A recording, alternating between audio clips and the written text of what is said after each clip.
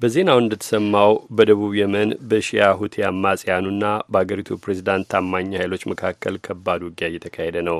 በሳውዲ አረቢያ የሚመራው ህብረት ጀቶች በሺያ ሁቲ ሸማቂዎች ይዞታዎች ላይ ላለፉት 2 ሳምንታት የአየር ድብደባ ሲያካሂዱ ቆይተዋል። በዚያች ድሃ ሀገር ያለው ሁኔታ እጅግ በጣም አሳሳቢ መሆኑን የእርዳታ ድርጅቶች ሲያስገነዝቡ ቆይተዋል።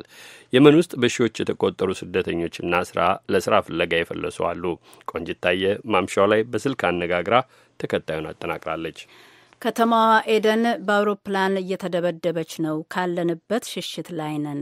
የምንሸሽበት አተን እንጂ እዚህ ቦታ ብንሄድ እንተርፋለን ብለን አይደለም፣ ወዳገኘነው ነው የምንሄደው። ወደ 300 እንሆናለን ብለውኛል ስደተኛው። ከሀገር የወጣሁት ከመንግስት ጋር ባለኝ ችግር ነውና ስሜን አትግለጪም ብለውኛል። አሁን አዳምጡ እስቲ። በአይሮፕላን እየተመታ ነው። በጣም ኃይለኛ ምት ነው። አሁን ቶክስ ካለንበት ቦታ ተነቅለ ወደ ቦታ እየሸሸን ነው። ምግብ የለንም፣ ውሃ የለ እንትን ማለት መጠለያ የለንም። የትም ምግብ አጥተን እኛ በችግር እየተጋለጥ ነው በአሁኑ ሰዓት። ከተማ ውስጥ ናችሁ ወይስ ከተማ ውስጥ በሳቲን የምትባል ቦታ? እሺ፣ ስደተኛ ካምፕ ነው ያላችሁት ወይስ ከተማ ውስጥ ነው እንዲሁ የምትኖሩት? ስደተኛ ካምፕ ውስጥ አልገባንም። እስካሁን አላገኘም። ጠይቀን ነበር፣ እስካሁን አልተሰጠንም። መንቀሳቀሻ ፈጠን እንግዲህ አሁን በሳጥን ውስጥ ቁጭ ብለን ከኪራይ ማስተባረን ነው። በቤት እንትን ኪራይ ነው የምንቀመጠው። አሁን ከዛ ወጥተን እንግዲህ የምንከፍለው አጥተን ውጪ እየተሰቃየን ነው ከልጆችና ከሽማግሌዎች ከሴቶች ጋር። ምን ያህል ትሆናላችሁ? ሴቶች ህጻናት አሉባችሁ? ሴቶች ህጻናት አለባቸው። ቢያንስ ከ300 ሰው በላይ ነው። ከተማው እየተደበደበ ነው በአሁኑ ሰዓት ነው ያሉኝ። አሁን ከኛ እንግዲህ ስንት ልበል እንግዲህ 100 ሜትር የማይርቀው በአይሮፕላን መጣ። አሁን በድጋጤ ሰው በእንቅልፍ ተነሳ እና ሰው ከበድጋጤ ከቤት ወጥቶ ሸሻ። አሁን ወዴት ነው እየሄዳችሁ ያላችሁት? ወዴት ነው የምትሸሹት? የሚረዳችሁ አለ ወይ? አሁን ከዛች ቦታ እንግዲህ የሆነ ብሎክ አለ። በብሎክ ናለው ቤት ከተማው ከተመታው ብሎክ ወደ ሁለተኛ ብሎክ እየተሻገር ነው። አሁን ሸሽቴ የምናደርገው ሲያጠናን ወዴት አቅጣጫ ወይም ምንም የምናውቀው ነገር የለም። እኛ አሁን ለምሳሌ ከተማ በብሎክ ናለው በመስመር ናለው። ከተመታው መስመር ወደ ሁለተኛ መስመር እየሸሸን ነው። ዝም ብለን ብቻ እንግዲህ ደንግጠን ነው ከቤት ወጥተን። አይሮፕላን አጠገባችን ሲመታ ከፍተኛ ተኩስ ነው። አሁን እንግዲህ ሰውም ደግሞ የሚለው እንደ አንድ ቦታ እንዳትሰባሰቡ እያሉ እንግዲህ አሁን ህፃን አለውም ከህፃኑ ጋር ሽማግሌው ህፃኑ ሴቱ ራሱ ልብስ ማልበስ በሩን እንኳን ማዝጋት አቃተን። ሸሸን። አሁን ተተን አሁን እየመሸ ነው። እንዴት ነው ሰዓቱ? ምን ሰዓት ነው? አሁን እየመጣ ትናንሹ ተኩስ ይሄዳል፣ ግን አይሮፕላን ይደገማል። ጠብቁ ትንሽ ስትጠብቁ ትሰማለች። ድንጋጤ ራሰኛ አሁን እኛ ራሴን ልብ እየተንቀጠቀጠ ነው ከድንጋጤ የተነሳ። ምን ያህል ነው ቤተሰቡ? ባለቤት አሎት? ልጆች አሎት? የምን ያህል እድሜ ሰው ኖት? አሁን ለምሳሌ ቤተሰብ ያለው 5 ቤተሰብ ያለው 6 ያለው ህጻናቶች ያለው አሉ። እኛ እነዚህ ደግሞ ከ40-50 ዓመት ዕድሜ የሚሆኑ ሰዎች ናቸው፣ ትላልቅ ሰዎች። እሺ፣ የእርሶን ቤተሰብ እስቲ እንገሩኝ። ልጆች አሉ? ባለቤቱ አሉ? የኔን እኔ 5 ልጆች አለኝ። ስሜ ከተማጅ ነው የሚባለው። አሁን ይኸውልሽ ትሰማለሽ? ስንቱን ይኸውልሽ። የሚታያችሁ ነገር አለ? አዎ፣ አይሮፕላኑ እያየን እኮ ነው። አይሮፕላኑ እየሸሸን አሁን ይመተና በሚል እየፈረን ነው። በምን ያህል ርቀት ነው የሚታያችሁ ድብደባው? አሁን እንግዲህ ወደ ሰማይ ስናየው እኛ ላይ ይመስላል፣ ግን ድብደባው ትንሽ ቢያንስ እንጂ 200-300 ሜትር በላይ አይሆንም። አሁን የተመታው መጀመሪያ ማለት ነው። ወደ ገበያም መሄድም የሚበላም ለመፈለግ ውሃ ምንም ችግር ላይ ነው ያለ ነው ብለው ነበር።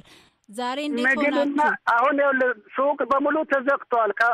ዛሬ 13 ቀኑ ነው። ሱቅ በሙሉ ተዘግቷል። ሰው ከውጭ ማግዛት አይቻልም። ስትገዢ ደግሞ ሰው ስትገቢ ማለት ሱቁ ስትገቢ እየተዘገብህ የምትፈልገውን ገዝተሽ ስትወጪ ደግሞ እያየሽ እየጠፈበት አላውጠኝ ብያልሽ እኮ ነው የምትገዢው። ምንም ማግዛት አትችልም። በጣም ጭንቅ እኮ ነው። ሰው እንደዚህ ሲረበሽ ደግሞ ስርቀት አለ፣ ሌባ አለ፣ ይሰርቃል፣ ምን ይላል፣ መረባበሽ አለ። ሰው ሸሽቶ ይሸሻል። የኢትዮጵያ መንግስት የሀገሩን ዜጎች ለማውጣት ኮሚቴ አቋቁሞ እየተንቀሳቀሰ ነው ተብሎ ነበረ። የሰማችሁት ነገር አለ? ወደ እናንተ የደረሰ መረጃ ማስታወቂያ አለ? እኛ እሱን ነገር ደርሶናል፣ ግን እኛ ከሀገር እንትን በስደተኝነት ነው ወጣው። ትንሽ ከመንግስት ጋር ቀራን ችግር አለን። ወደ ሀገር መመለስ አንችልም። በችግር ነው ከሀገር ወጣነኛ። ያንን ነገር ሰምተናል፣ ግን አሁን እሱንም ደግሞ አቆሙት። ለምሳሌ በዩኤን ስለሌሉ የዩኤን ስደተኝነት ያልጠየቁ አሁን ወደ እንትን እየመለሱ ተመዝግቦ ነበር፣ ግን አቆሙት አሁን። ስለዚህ አሁን እርስዎ ወደ ኢትዮጵያ መመለስ አይፈልጉም?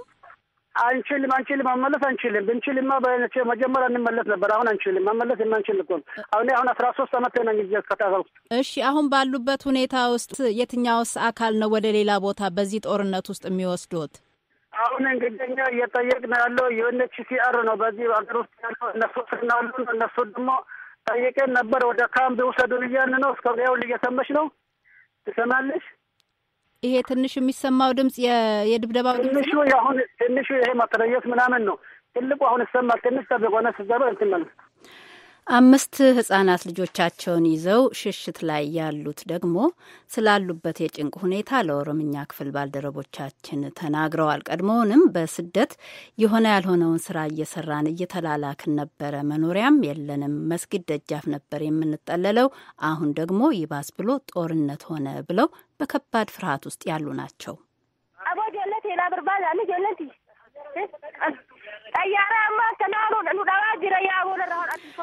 ልጆቼን ፈልጉልኝ፣ የት ናቸው? ከሰማይ ይተኮሳል። እኔ ወደ ልጆቼ ልሂድ። ከላይ እንደ እሳት ነው የሚወርደው። ምን እንደሆነ አናውቅም ነው ሲሉ የተሰሙት። ወደ ሀገር መመለስ እንደማይፈልጉ ስጋት እንዳላቸው ነው እሳቸውም የተናገሩት። ስላሉበት የጭንቅ ሁኔታ ቀድሞውም ስለነበሩበት ኑሮ ሰፋ አድርገው ነው ያወሱት። በነገ የቤተሰብ ፕሮግራም እመለስበታለሁ። ቀደም ያሉት ስደተኛ ጠይቁልን ያሉትን UNHCRን ማምሻውን ለማግኘት ሞክረናል። በየመን የድርጅቱን የማህበረሰባዊ አገልግሎት ተጠሪ አይሻ ሰኢድን በቴሌፎን አግኝቻቸው ነበረ። ነገር ግን እሳቸውም እኔም ራሴ በሽሽት ላይ ነኝና አሁን ያለሁበት ሁኔታ አይመችም፣ በኢሜይል ማብራሪያ ሰጣለሁ ብለዋል። እንዳገኘ እናቀርባለን።